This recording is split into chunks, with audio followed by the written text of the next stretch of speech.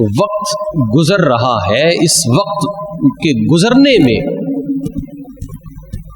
تعلیم، education, schooling کہہ لیں، ایجوکیشن تو دور کی بات، اسکولنگ اچھی ہو رہی ہے،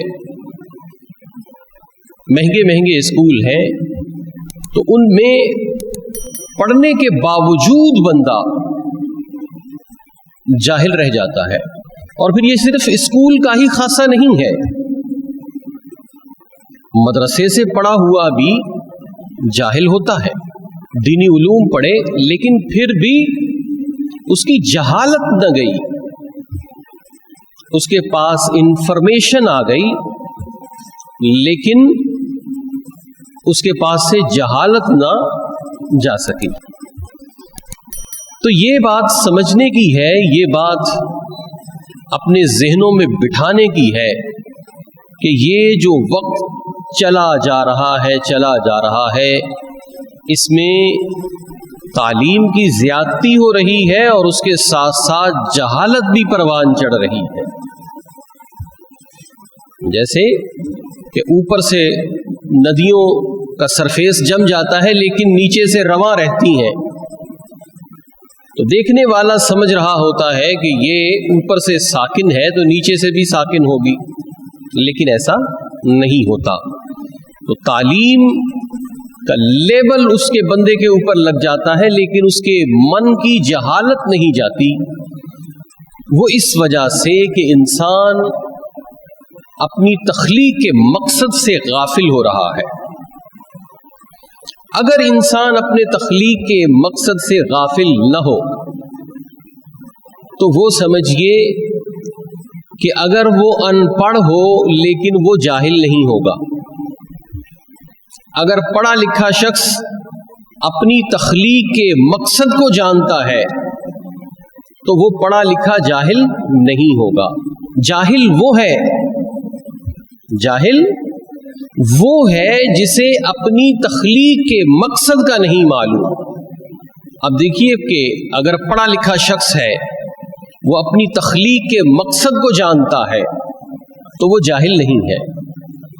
ایک شخص ان پڑھ ہے لیکن اپنی تخلیق کے مقصد کو جانتا ہے، وہ ان پڑھ ضرور ہے لیکن وہ جاہل نہیں ہے۔ اپنی تخلیق کے مقصد کو جان لینا یہ ایک ایسی رحمت ہے، یہ ایک ایسی کوالٹی ہے کہ جس کی وجہ سے انسان جہالت سے دور ہو جاتا ہے اور معرفت کے قریب ہو جاتا ہے۔ اپنی تخلیق کی معرفت یہ انسانی زندگی کا سب سے بڑا گول ہے، جس کو پانے کے لیے، جس ٹارگٹ کو اچیو کرنے کے لیے اللہ تعالی نے انسان کو تخلیق کیا ہے کہ یہ اپنی تخلیق کے مقصد کو پالے۔ ہم یہ دیکھتے ہیں کہ لوگ آج کے دور میں ایسے بھی ہیں کہ جو اللہ کے وجود کا ہی انکار کر دیتے ہیں، جن کو ملحد کہتے ہیں، ملحدین ہیں۔ الحاد کی ایک تحریک ہے اور اسے بھی تعلیم کے لبادے میں ہی چلایا جا رہا ہے۔ الحاد کیا ہے؟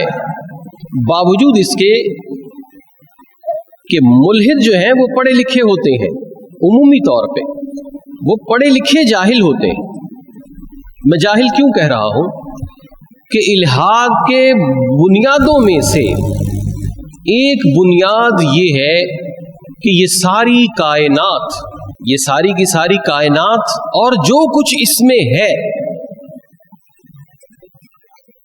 ساری کائنات اور جو کچھ اس میں ہے، یہ سارے کا سارا حادثتاً وجود میں آیا ہے، سارے کا سارا حادثتاً وجود میں آیا ہے۔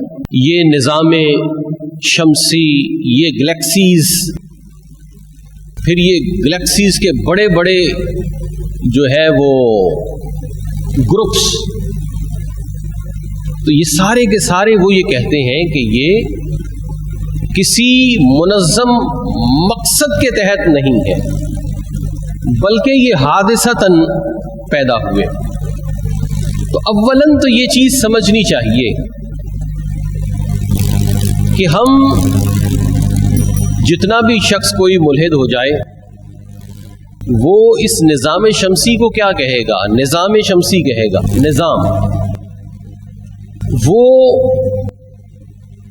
انگلش میں اس کو سولر سسٹم کہہ دے گا کہ یہ سورج کا نظام ہے.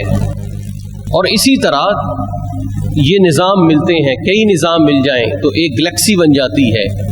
پھر گلیکسیز کے بہت بڑے بڑے کلسٹرز ہوئے، تو یہ سارے کے سارے وہ یہ مانتے ہیں کہ یہ حادثتاً پیدا ہو گئے. تو یہاں اگر تھوڑی سی بندے کے پاس عقل ہے، وہ سوچ سکتا ہے، تو وہ یہ سوچے کہ کیا کوئی سسٹم حادثے سے پیدا ہو سکتا ہے؟ کوئی سسٹم حادثے سے پیدا ہو سکتا ہے؟ یا کسی نے کوئی بھی سسٹم آج تک حادثے سے پیدا ہوتا ہوا دیکھا ہو؟ ہاں، اس کا الٹ ہے کہ سسٹم حادثے سے تباہ ہو جاتا ہے. ہو جاتا ہے. اب کبھی کوئی ایسا دیکھا کہ کسی کے ہاتھ سے بٹن والا موبائل گرا ہو حادثتاً اور وہ اینڈرائڈ بن گیا ہو؟ کہ اس کا سسٹم چینج ہو گیا. پرانا اس کے پاس جو ہے وہ P4 کمپیوٹر رکھا تھا، بچے نے ٹیبل سے پھینکا نیچے اور وہ لیپ ٹاپ بن گیا. ایسا نہیں ہوا. حادثے سے جو پہلے سے موجود سسٹم ہے وہ تباہ ہوتا ہے، نہ یہ کہ کوئی سسٹم حادثے سے بن جائے.